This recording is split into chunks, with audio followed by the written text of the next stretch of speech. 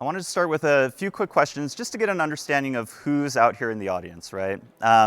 So we're talking about scaling generative AI for millions of users in Roblox.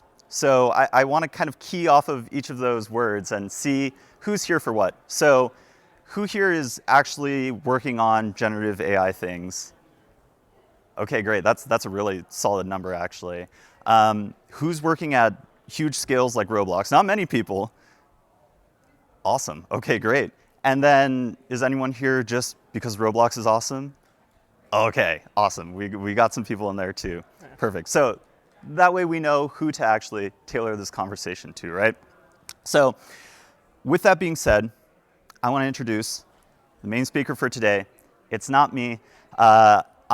Just to quickly get it aside, my name is Dominic Mills. I'm a solutions architect here at AWS for games.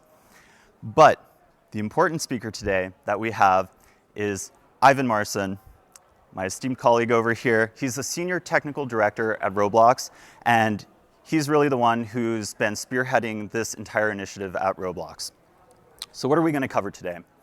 Well, we're going to start off with a little bit of what Roblox is doing in terms of AI, right? What their mission is, what some of the projects that they're working on, their vision for how AI can transform the Roblox platform and engage more players and really provide more value for them and the platform. So specifically, we're going to talk about Roblox's AI API suite, which is one of the main ways that they're really integrating AI and generative AI into their platform. We're going to talk a little bit about the architecture of that, go through that. We've got a really nice detailed diagram for you. And then start digging into specific challenges that come when you have millions of users, not just players, but creators as well, right? So that leads to new novel problems when it comes to training and inference. Finally, I'm going to touch a little bit on AWS deep learning containers, one of the tools that Roblox leverages to actually be able to handle that scale and reduce their operational burden. And then finally, we're going to do a little recap, talk about the lessons that Roblox has learned building these AI systems for the Roblox platform, and hopefully take some lessons from that you can bring home and apply to your own projects. Sound good? All right, awesome. So without further ado, I want to recommend, and I ask you all to join me in welcoming Ivan Marcin onto the stage. Hello. Clicker for you. All right. Well, thank you, everybody. Hello. Clicker, thank you. I'm Ivan Marcin. I'm Senior Technical Director at Roblox, and I'm here to give you a quick overview of how we're using AI and some of the products and things we're shipping to make Roblox better related to AI and generative AI, right?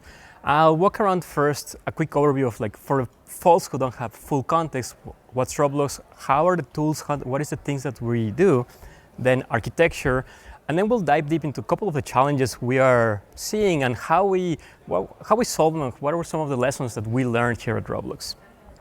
So with that, here's a quick introduction to what is Roblox. Welcome to the Roblox industry space. At Roblox, we're reimagining the way people come together. So we've created a new way to learn about the platform while using it yourself.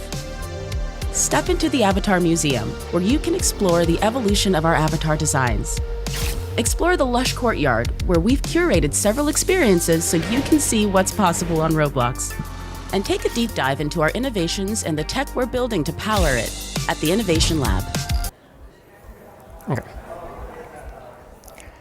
So that was just a very brief video and overview of what's Roblox, what are the sort of things that you see at Roblox. The first misconception that folks has is that Roblox is specifically a game, but it is not really a game. It's a platform for other people to build games themselves. So Roblox, we don't build games, we just build a platform and the tools for other people to make games. So essentially, Roblox is there's the Roblox Studio, which has an SDK, a UI, a toolkit for people to build the experiences that like the one that you just saw. Some are games, some are advertisement, commerce, other different things. There's also the Roblox clients, the things that run, for example, in your mobile phone, in consoles, in VR headsets, PCs, Macs. That's where the people play the actual experiences or games. But one of the key things at Roblox is there's a Roblox cloud, and that's where a lot of the gaming compute is actually being executed, and it's a hybrid cloud in our case. There is some on-prem servers that are handling like all the game servers, they're handling all the gameplay, physics, logic, custom developer scripts. There's also client code that runs part of the game, also the rendering engine. And for AI, we're also using EC2 and we're using AWS. Out of the various solutions that AWS has, we use EC2 primarily for GPU compute clusters. And that's where most of our inference run. Even though some inference, we do run it on-prem on CPU or on other machines and whatnot, right? So we have a mix of inference and training, right? But the key thing here is we started building a platform that was for internal engineers, and we wanted to externalize it to all Roblox developers. And to give you a sense of the scale, Roblox currently has around 2.5 million developers, each building an experience on their own. We have around 5.3 million experiences, and on a daily basis, around 79 million active users. So that's at peak, that's the number of people you will see playing games at any given time, right? So for us, making AI, what does it look like? Well, generative AI is used not just, for example, things like chatbots or agents. We use it on various different places in the Roblox studio and ecosystem. First of all is safety. It's critical, it's super important for Roblox. So there's plenty of safety models and tools that are integrated, right? There's voice safety, which has a model which we open source and folks can find it on Hugging Face. There's bad avatar moderation, abuse reports, detecting clickbaits, and other things. So the teams are constantly training models and deploying safety solutions. There's the creator aspect of things, where as you are writing code and developing experiences, things like code assistance, generating textures with image generation like Clip and whatnot. And for players, you might want to get recommendations, get a match for a game, search marketplace players, experiences, etc. So there's a mix of tools and whatnot. It's not just an LLM or just a chatbot. Right? Now, going deeper, one of the things that we wanted to build is, we had built all these platforms internally for teams to develop AI, right? And that was our internal Roblox ML SDK. Teams were using this to either train their models, ship them, run some inference. And we asked ourselves, what will it take for us to ship all these tools to Roblox creators and developers, right? So going from tens of teams, hundreds of teams, over to the 2.5 million developers, how can we give them the tools? And that's what we call Roblox player scale, right? Now, one of the challenges of this is a challenge that until you see it, it might not become obvious, right? But we call it load multipliers. What's a load multiplier? If you have a use case, for example, like a chatbot, right? And it's an internal team chatbot, and you want to give it to a larger audience, you might have to scale, say, from hundreds of users to thousands of users, and that's a linear scale. One challenge when building tools for other people to build tools, right, if the scale doesn't become linear, it sort of becomes exponential, right? Because you make a tool to X number of creators, then each of their creators, they'll build a tool that they'll give to their players. And how they use the tool also matters, because you don't control how they use it. They might plug in something through an SDK, here's an API call that calls an LLM, and then they might choose to call that LLM 5 times, 10 times, 20 times. So you gotta multiply your creators using the tool times their number of players times how many users are gonna trigger.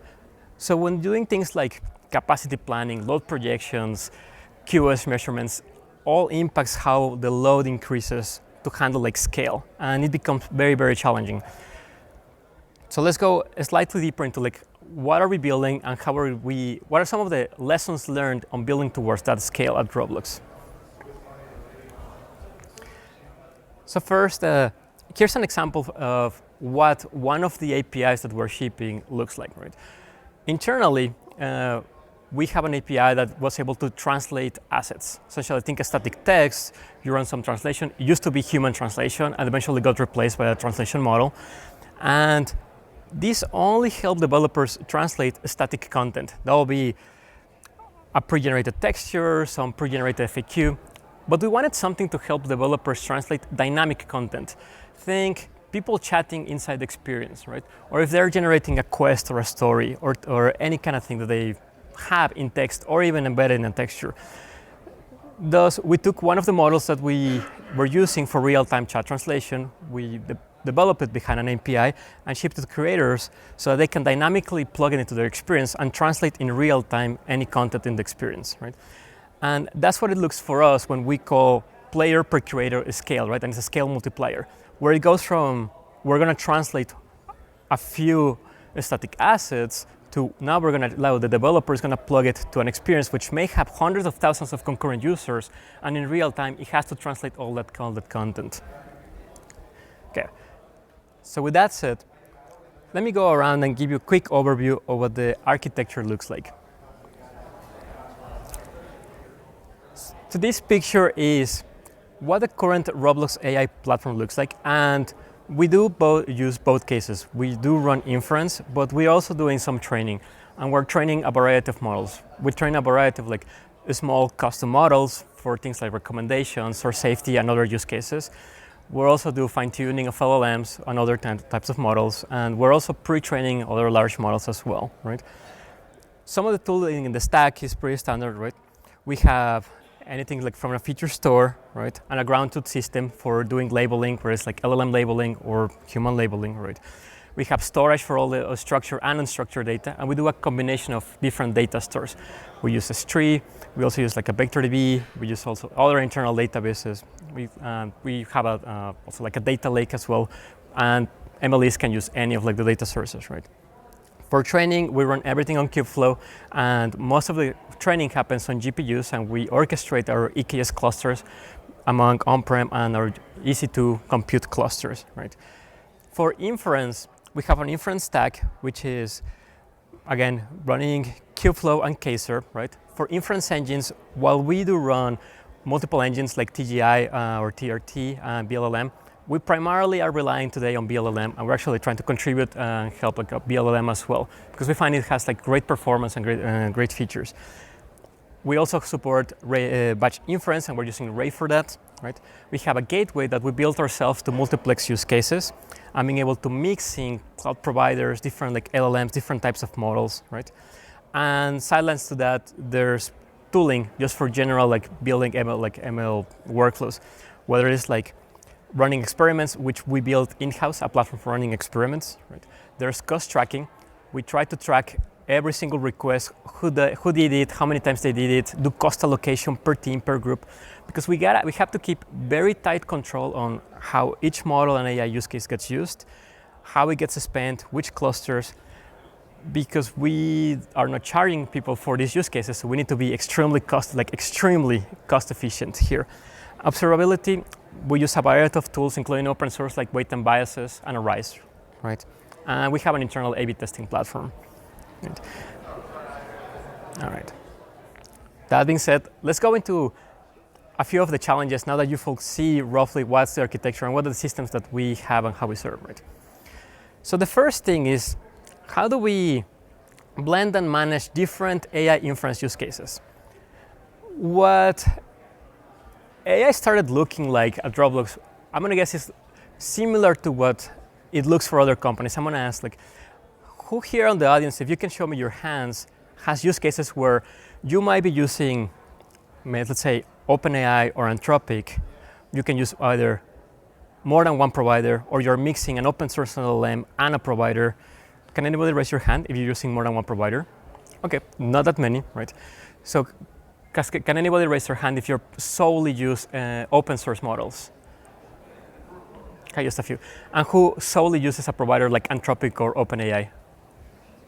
Okay, makes sense. So in our case, so there's a mix, right, of everything in the audience.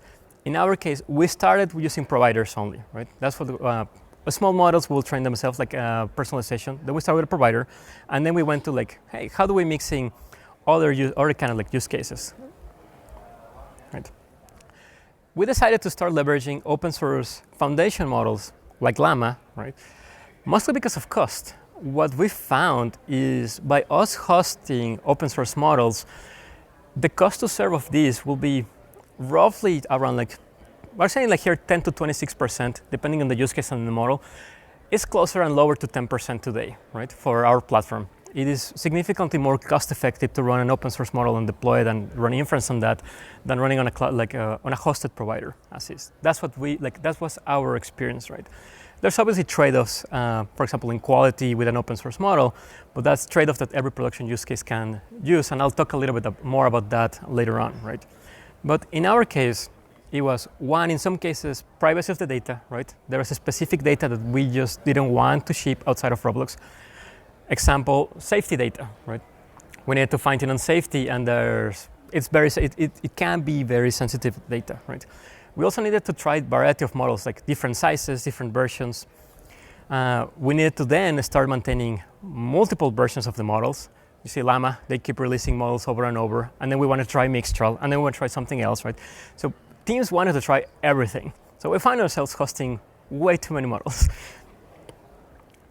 What this looked like for us, how do we solve it? We use the gateway architecture pattern, right? Essentially, we built a gateway in front of our inference clusters, which we have like multiple AKS clusters for different use cases, different models, right?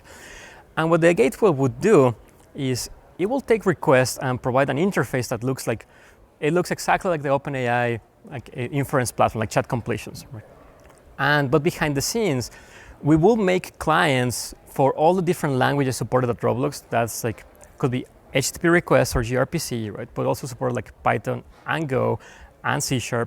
And we just built also the Luau version that can run on the Roblox engine. And behind the scenes, we just wanted to multiplex providers. Could be one provider, could be another provider, could be cluster A with Llama 3.1, could be cluster B with Llama 3.2, right? And all this will be as transparent as possible to Roblox developers. What we did is we built a Roblox ML SDK on Python, so developers will just, in their workflows, they will just import the libraries, use a completions API-like API, and they just provide a couple parameters. What's the vendor, what's the model, right? Like what's the version? And just by swapping those two, behind the scenes, we will do the swapping and the orchestration of shifting load amongst clusters, models, versions. Now, different inference engines have different interfaces, different parameters, different models have different performance, latencies, etc. All of that, our solution was abstract that at the gateway level, right?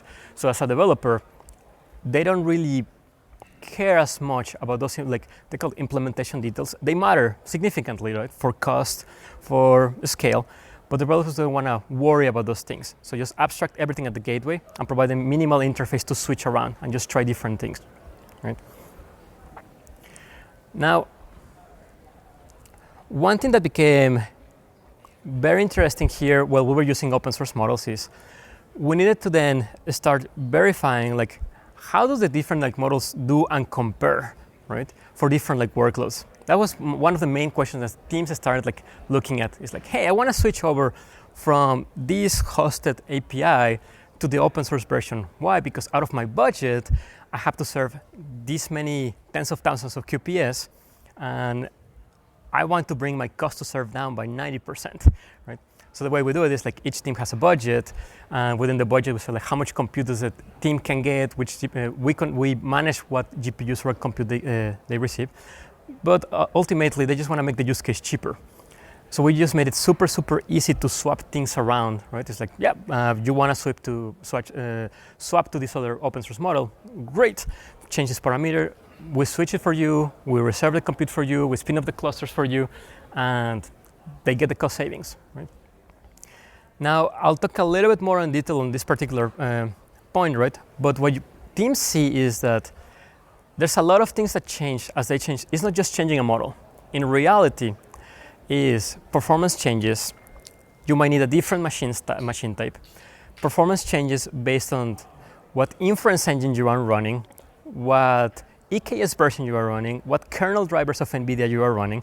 There's so many variables. So in our case, our problem was we ended up with way too large of a mix of EKS clusters times 3 inference engines that we run, times the tens of models we were hosting, times different AMI versions, and there was too many variables. So one of the things actually helped us quite a bit reduce the toil of managing that complexity was AWS Deep Learning Containers, which Dom is going to help us learn a little bit more about. So I'll hand it off to Dom, and then I'll come back.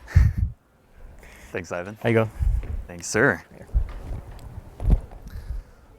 All right. So, yeah, Ivan asked me to talk a little bit about AWS Deep Learning Containers and specifically how Roblox was able to utilize them to kind of ease this massive operational burden that would exist without them. So I kind of want to pull on this thread of the theme for this talk and really this workload with Roblox, which is scale, right? And the thing about scale is that it's not just about big numbers.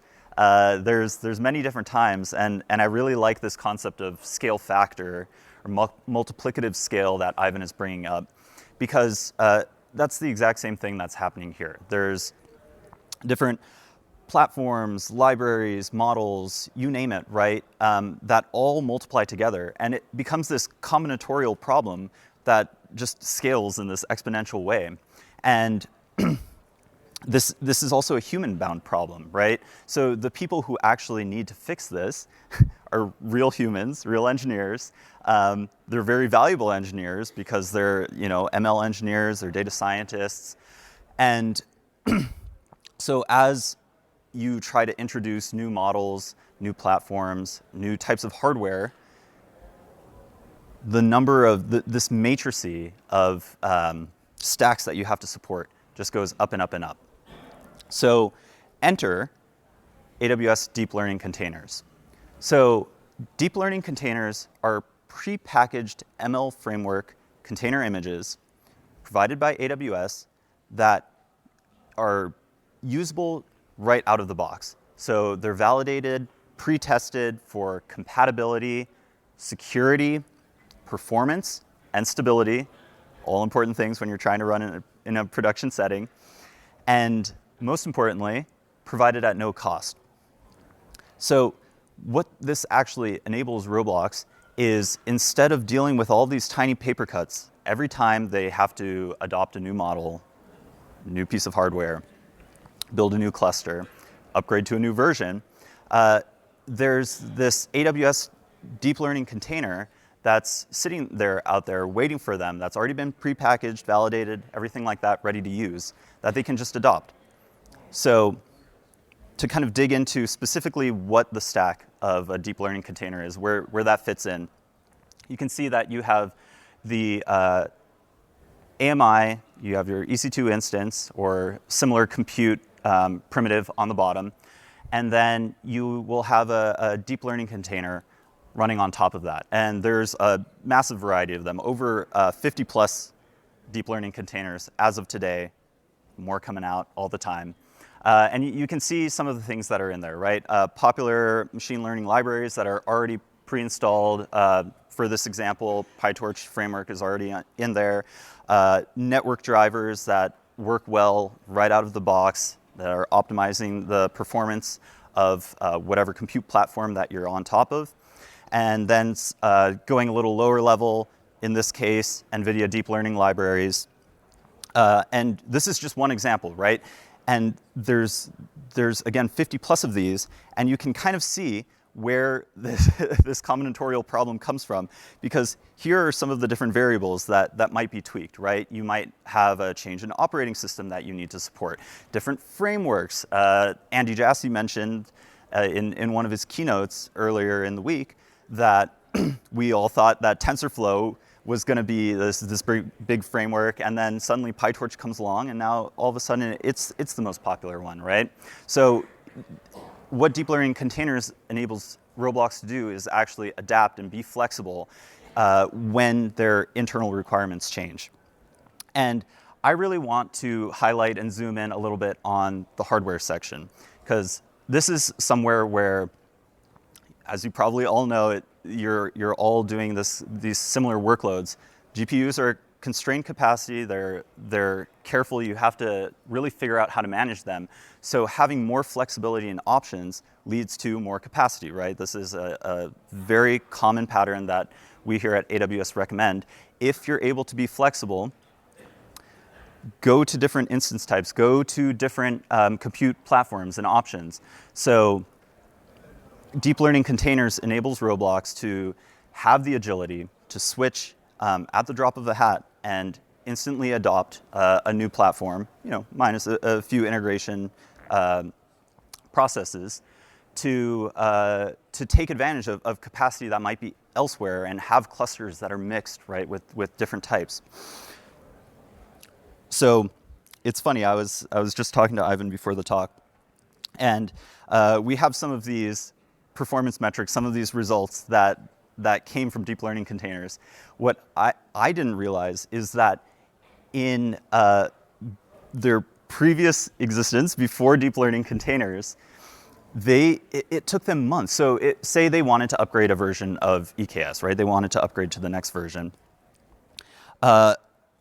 Their container images had all these libraries that had dependencies on the previous version, and they had to go through all of those and update them or validate that they still worked on the new version. And this ground their agility and their development to almost a standstill. It was taking them months to upgrade to a new version. With deep learning containers, just point to the new container image, download that, spin that up on your cluster, and you're good to go. It's already got the CVEs, security scanning, pre-validated. So not only is it increasing their agility, but also their performance gains, right? You're using the most up-to-date libraries. You're ideally getting those performance improvements that come from each upgraded version. And then, of course, what this all boils down to is lower TCO. And when you're scaling at the level that Roblox is, every small, every little bit that you can minimize that scaling coefficient leads to huge, huge gains. So that's really the moral of this story, is getting rid of those paper cuts, the little bumps in the road that you constantly trip over. But as your scale grows, those little molehills grow into mountains, right?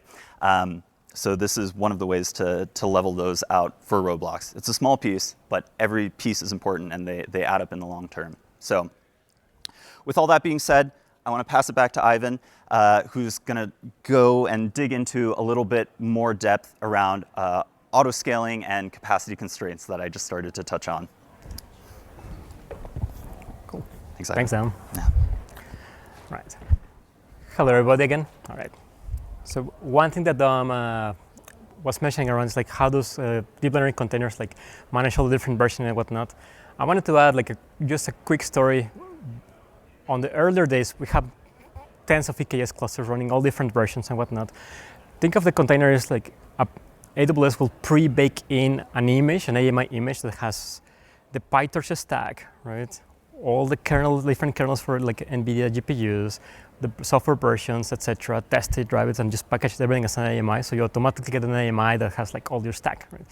So before it will take us like weeks to update things, and we're running stale software. So just getting like prepackaged stuff, it did help us like save quite a bit of time. I get no commission out of like you guys using containers, of course, right there. Now let me talk about like more scaling challenges. So the first one is like, how do we auto scale when there's capacity constraints? Caveat on capacity constraints. First, with a quick show of hands, who here in the audience is running their compute on, say, like on GPUs, on like EC2 GPUs, versus there's this infrastructure running on-prem where you have like almost unlimited like compute? Who's running cloud instances in this case? All right, a decent portion of like the audience. That's great. So do we, right? Some companies probably they have a money printer. They say like, I'm gonna buy a bajillion GPUs and put them like on my backyard, and they're gonna be running 24/7. And I have just then their problem becomes, how do you manage the scale of having so many computers lying around, right? It's a hard problem. It's a good problem to have, right? We are not in that bucket. We're in the bucket where we're using cloud to get all these GPUs, right? And the capacity is constrained. In some cases, we might want, for a specific model, a specific type of GPUs. And while capacity constraints are easing a little bit these days, they're still there, right? It was not so far a time where like if you needed like an H100, you needed to wait weeks to be able to secure a handful of them, right? So that was the challenge that we had. we had all these clusters have a specific model, a specific GPU. There's no on-demand capacity, and we have to put the clusters in production. The key here is some use cases, once you release it to external audiences, like external developers, external creators, they are not going to give you a heads up of like, hey, I'm going to use your product in 5 weeks. Can I use it, right? They'll just use it right away. So this is a load graph from one of our systems, and that's sort of like what our load for this GPU cluster looked like. Literally in the span of a couple of days, just chunk, where you see like the bump in utilization. And they got us scrambling, just, okay, we need to bump this cluster's capacity. Where do we get GPUs, right? And it's like lift all the rugs, pull it from another team, ask like our overlords at AWS, please release us a GPU and whatnot. And so you just gotta make it happen, right? And I can see some heads nodding, goes, yep, that has been the life for months, and might be for some foreseeable future. How do we deal with that, right? And so this is what we did. So in our cases, we knew these use cases need some sort of auto-scale solution, right? Something where like you get a load spike and you need more compute. But the compute is not there, right? On demand is not there. Or it might not be fast enough as well, right? So what we see is in our cases, what we call thundering hertz. For example, an experience, as an experience or a game may have a special event. So like, oh, we're gonna release a new item on Saturday morning at 9 a.m. Great, I mean, we get a little bit of a heads up, a couple days, but at 9 a.m., suddenly they get an influx of users and they get 2x the number of concurrent users at 9 a.m. in the morning. So we needed a solution to get together multiple clusters, large models, and inference solutions to be able to like spill over like load. That's what we did. We built like what we call load spillover, right, or heterogeneous clusters. So we provision different clusters for different use cases. They're pre-provisioned. We try to reserve as much capacity as possible. But then what do? Then we build our own sort of auto-scale solution where like you might have one cluster, which is, here's the CK8 cluster running P5s in autoscale. That autoscale is never ever gonna trigger and find an empty instance, right? So it's there for show, but it is there, right? We might have a second cluster. It could be a different use case. It could be like something that actually has like autoscale because it's running a quantized model or an inferential with capacity, right? You may have a third failover to like a hosted endpoint. And in our gateway, we just build logic so that different use cases, as soon as they hit a specific load threshold, we start rerouting the load across clusters, right? We also have to take consideration, like if you send load from cluster A to cluster B, that cluster B is not gonna be empty or might not be available at the time, so you gotta run over to cluster C and whatnot. But that's how we solve the, in this case, that load spillover like problem, right? You just build a system that is aware of your different clusters and their capacity and just dynamically route across like different clusters. Which leads to one of the third problem that we see is now we have all these clusters, different GPU types, different constraints, and some of them might be utilized at different thresholds, different densities, right? This is a snapshot of, at some point in time, how many different like GPUs and compute types we were running. It was literally, hey, AWS reps who are sitting there, what can we get our hands on? And it was like, you have it, we'll take it, right? We give, like, beggars can't be pickers, so they say, right? So we ended up with like this, obviously, like massive, like all sort of like flavors of GPUs and machine types and whatever we could get. That's how like our fleet actually like looks like. Some of these use cases, we had them allocated to specific APIs or services. So for example, one cluster might be the safety moderation cluster.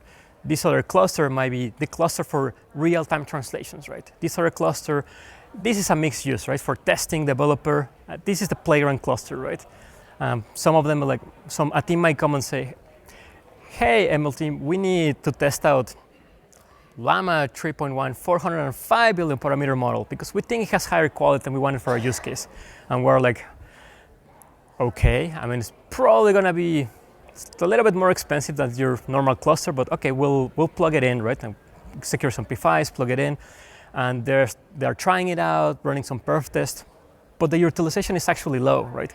Some other clusters have a critical workload, and they, again, before we had autos, like the cluster spillover, or what I'm going to talk about next, they needed to actually over-provision the cluster, right? Either because you need to reserve the capacity or something else. So this is how one of those clusters looked like in production. The GPU utilization on average was running at around, like, here's the gap, 20% utilization, which is pretty low. And GPUs are actually like they're pretty expensive. So the problem for us is like, okay, we need to be super cost effective. We cannot afford to just let the GPUs lay around and utilize, because there's not even like that many. How can we densify our clusters, right? So our key lesson here is like, we try to get teams to mix in as much as possible batching, right? Whether it was like online batching or offline batching, like the combination of both, right? For online batching, it's like how many requests you can get online, try to bulk them up together, get the inference engine to be like as tightly packed as possible. Offline, we had an offline batch inference pipeline, and in those cases, we have a different API for the batch use case. It's running behind array, and we will work with teams. It's like, hey, let's look at your inference use case. What sort of like worlds they were running, how did it look like? Hey, we'd say, like, you can actually move this to be batched. It doesn't have to be really near real time.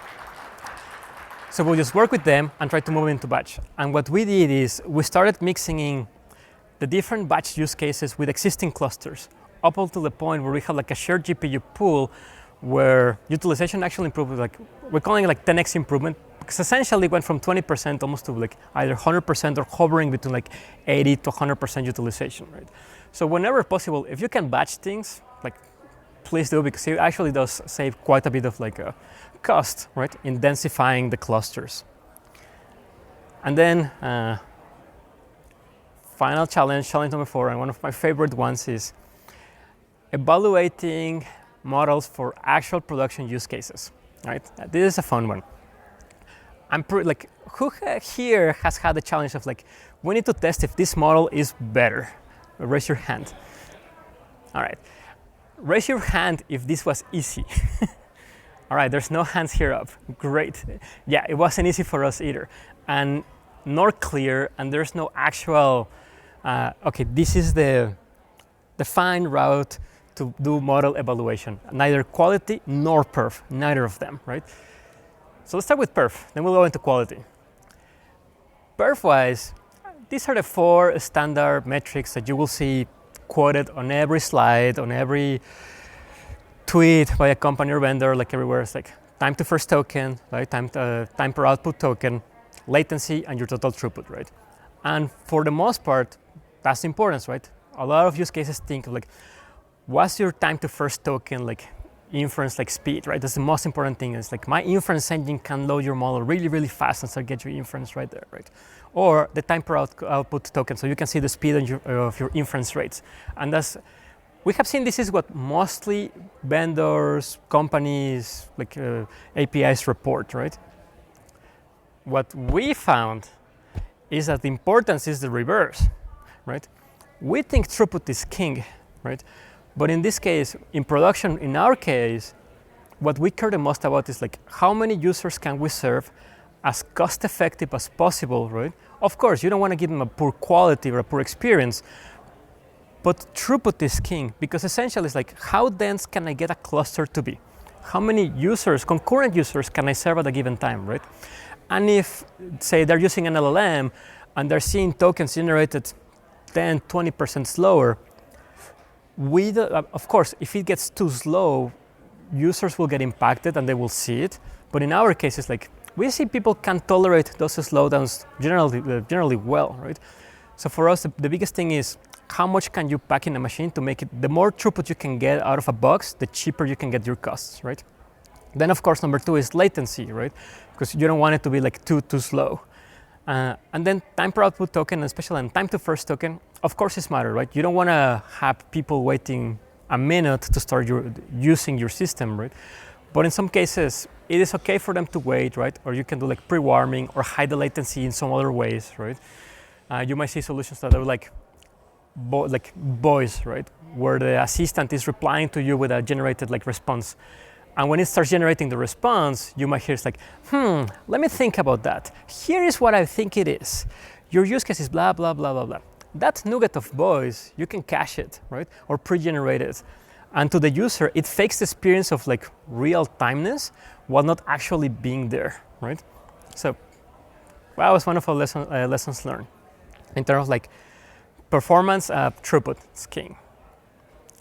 Now, the second problem we found, and this is a larger problem, I think it's a larger problem like industry-wide, is like how quality evaluations are done. And this is something we're actually actively working on right now as we're trying different use cases and models.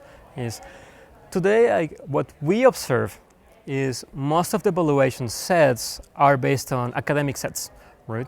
Like MMLU, Chatbot Arena. We see MMLU and Chatbot Arena being the main ones utilized and reported by papers, models, etc., right? Which are very valid use cases. What we have found, right, is that these particular systems, they focus on Q&A, right? Scientific facts, specific topics like math, legal, medical. These are pretty good generic like data sets. The caveat, right, is your production use case might only leverage 5% of these questions, right? Might not even involve math at all, right? Or medical at all. Second thing that we recently learned, a researcher just published a paper. They were doing a variation on the Chatbot Arena like scoring system where they realized that you can, I don't want to say the word, you can make a model perform better on evaluations by fine-tuning it with the evaluation dataset itself. So you can get the dataset for MMLU and you can get the dataset of Chatbot Arena. And you take a model and fine-tune it on those two datasets. And what's ends up happening is then the model scores pretty well on MMLU and Chatbot Arena, right? Even though the model itself might not have the accuracy of the larger model as it claims, right? So these rubrics can actually be, again, I don't want to say game because it's not gaming the metric, but maybe in some cases it is, right? But it can be tweaked, right, to score very well on the tests, right? It's like a kid who's taking a test, an exam in class. You can memorize the set of questions like ahead of time, like a DMV exam, and you're gonna do very well on the DMV exam, even though you're not good at driving, right? So what we realize is, first is you have to collect your own data sets, essentially, right? That's a key lesson. What we're building is we have login systems and we're pushing all the data that comes from inference, not all of them, right? We have to ask permission, like what data we can log, what we can train on. There's obviously policies around it and whatnot, but essentially, as much as you can, log data, right? And then from that, we are building derivative data sets that then we are using, we're building a framework to then test models themselves, right? So we also test on MMLU, Chatbot Arena, and whatnot, and then we test on our data set, right? Whether it's like for an NPC character or dialogue or a specific safety, and then we can give it a score. And how do we again, this is something we're actively working on, so we don't have a definitive, this is the answer. I can tell you the two things that literally as of last week were helping us the most is one is pass a subset of make the questions, run them through, one is human labelers. It's expensive, right? But then you get a question generated by GPT-4, right? You pass the question again through your model, and again also say GPT-4, then get the answers, given to a labeler, and ask them to rank them, right? And do it hundreds of times. Then you can also do LLM as judge. So same process, but you pass it to an LLM and tell the LLM to score your question on some set of rubrics that you come up with yourself, like how civil is this answer, right? How much safety was considered on this use case? How accurate based on the original question? You can come up with that.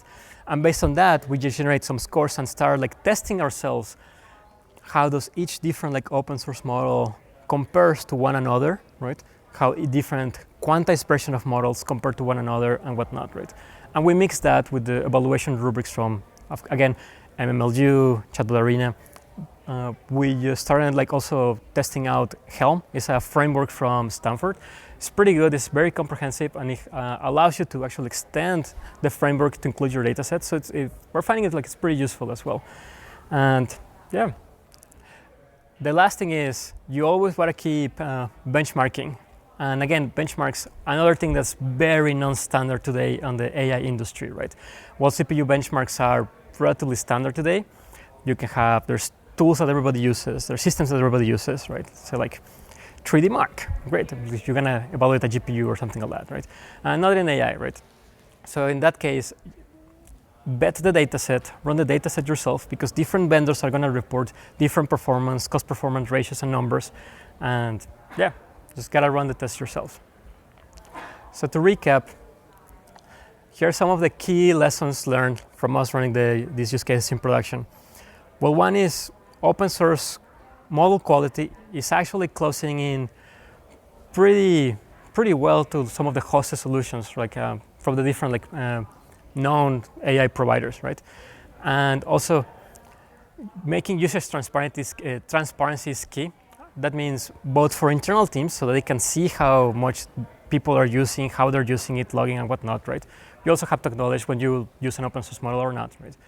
They might not score as well on certain rubrics. Say like if you go to like MMLU math, the model might not score as well. But for your production use case, on your test and data, you might see they might be pretty close, and you can run them way more cheaply. Second is version toiling, especially around AI, can get really hairy, and it was a big thing for us ourselves. So how to manage that toil and reduce your complexity, like versions, models, clusters, inference engine, kernels, etc. It will help save you a lot of time, right?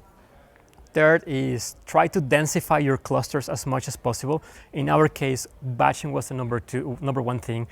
To shared clusters and being able to spill load over so we can keep clusters as packed as possible was also key.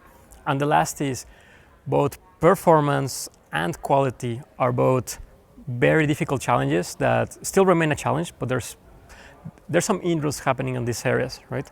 But so building your own evaluation data sets really helps with your production use cases, right? And with that said, well, thank you for attending the talk. If anybody wants to stick around, me and Dom are going to be here on the sidelines. If anybody wants to chat a little more, ask some questions or anything else, there's a couple QR codes if anyone takes a snapshot from other resources from AWS, and I'll wait a minute for people to take a photo and snap. And